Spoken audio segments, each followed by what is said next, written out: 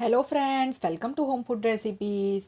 આજે આપણે બનાવીશું મમરામાંથી એક નવી જ જાતનો નાસ્તો જે ટેસ્ટી હોવાની સાથે સાથે જ બનાવવામાં પણ એકદમ સરળ છે.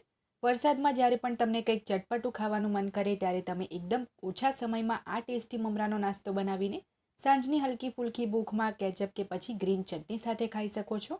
ઉપરથી ક્રિસ્પી અને અંદરથી સોફ્ટ આ નાસ્તો નાના મોટા બધાને ખૂબ જ પસંદ આવશે. તો ચલો એને બનાવવાનું શરૂ કરીએ. સૌથી પહેલાં એ માટે આપણે મમરા પલાળી દઈશું. તો એક બાઉલમાં આપણે 200 ml વાળો 1.5 કપ ભરીને મમરા ઉમેરવાના છે. અહીંયા મેં જે કોલ્હાપુરી મમરા આવે છે એ લીધા છે. તમે ચાહો તો જે લાંબા બાસમતી મમરા આવે છે એ પણ લઈ શકો છો. હવે એની અંદર આપણે 1 કપ એટલે કે 200 ml જેટલું પાણી ઉમેરીશું અને બરાબર ધોઈને આપણે 3 થી 4 મિનિટ માટે મમરાને પલળવા દેવાના છે, જેથી આપણા મમરા જે છે એ સરસ પલળી જાય. 3 થી 4 મિનિટ પછી તમે જોઈ શકો છો મમરા આપણા સરસ પલળીને ફૂલી ગયા છે.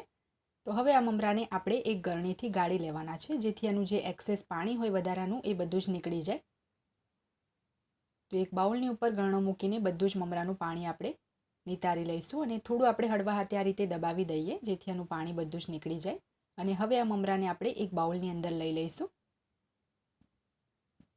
હવે આપણે એની અંદર એડ કરવાનું છે થોડું આપણે આ રીતે એને મસળી લઈએ. સૌથી પહેલાં સરસ મમરા આપણા મસળાઈ જાય એ પછી આપણે એની અંદર એડ કરવાનો છે બાફેલા બટાકાનો માવો. તો એક મોટી સાઇઝનો અહીંયા મેં બાફેલા બટાકાનો માવો લીધો છે. ગ્રામમાં 135 ગ્રામનો એક બટાકો લઈને એને મેં બાફીને છોલીને મેશ કરી લીધો હતો. હવે એની અંદર આપણે એડ કરવાના છે વેજીટેબલ્સ. તો જેની અંદર અહીંયા મેં 2 ટેબલ સ્પૂન ઝીણું સમારેલું કેપ્સિકમ લીધું છે, 2 ટેબલ સ્પૂન જેટલા મેં બાફેલા મકાઈના દાણા લીધા છે, 3 ટેબલ સ્પૂન આપણે ઝીણા સમારેલા કાંદા એડ કરીશું અને 2 ટેબલ સ્પૂન જેટલા આપણે ઝીણા સમારેલા લીલા ધાણા એડ કરી દઈશું. બીજા પણ જો કોઈ વેજીટેબલ્સ તમારે ગાજર, ફણસી કંઈ પણ એડ કરવું હોય તો તમે કરી શકો છો. 1/4 ટીસ્પૂન હળદર એડ કરી છે, 5 ચમચી જેટલી. સ્વાદ મુજબ આપણે એમાં મીઠું એડ કર્યું છે. હવે આપણે એની અંદર 1 ચમચી આદુ અને લસણની પેસ્ટ એડ કરી દઈએ. તીખાસ માટે આપણે એમાં 1 ચમચી તીખું લાલ મરચું ઉમેરી દઈએ. 1/4 ટીસ્પૂન આપણે ચાટ મસાલો ઉમેરીશું, 5 ચમચી જેટલો, અને 5 ચમચી જેટલો જ આપણે એમાં આમચૂર પાવડર એડ કરી દઈએ.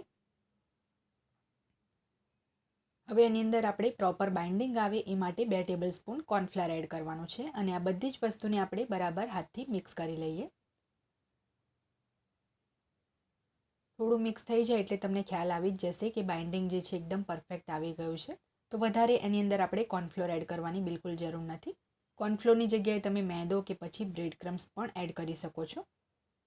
તો બધું જ મિશ્રણ તમે જોઈ શકો છો ભેગું થઈ ગયું છે. જે રીતે લોટ બાંધ્યું હોય એ રીતે મિશ્રણ થઈ ગયું છે અને જો તમે એને હાથથી ઉઠાવીને જુઓ તો આ રીતે વિખેરાવું ના જોઈએ, સરસ બાઇન્ડ થાય છે. તો હવે આપણે હાથ બરાબર ધોઈ લેવાના છે.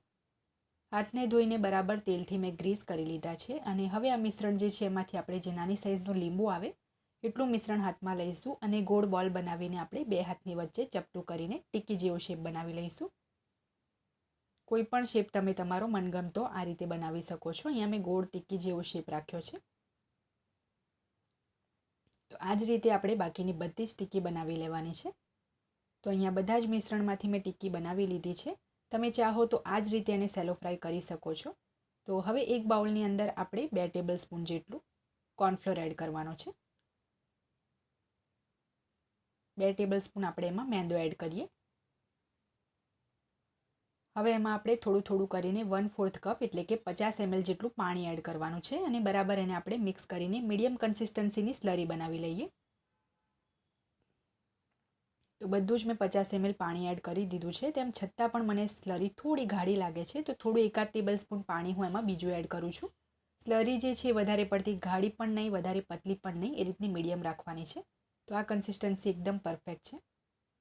હવે અહીંયા મેં જે એકદમ પતલી વાડ જેવી વર્મિસેલી સેવ આવે છે એ લીધી છે અને જે આપણે ટિક્કી બનાવી છે એને આપણે જે સ્લરી બનાવી છે એમાં પહેલાં ડીપ કરી લઈએ. બધી જ બાજુથી સરસ આપણે સ્લરીમાં કોટ કરીને એને વર્મિસેલી સેવમાં આપણે કોટ કરી લેવાની છે. આ પ્રોસેસ કરવાથી આ ટિક્કી એકદમ ક્રિસ્પી બનશે, પણ તમે જો ચાહો તો ડાયરેક્ટ પણ આ ટિક્કીને સેલો ફ્રાય કરીને ખાઈ શકો છો, જો તમારે આ સ્લરી અને સેવવાળી પ્રોસેસ ના કરવી હોય તો.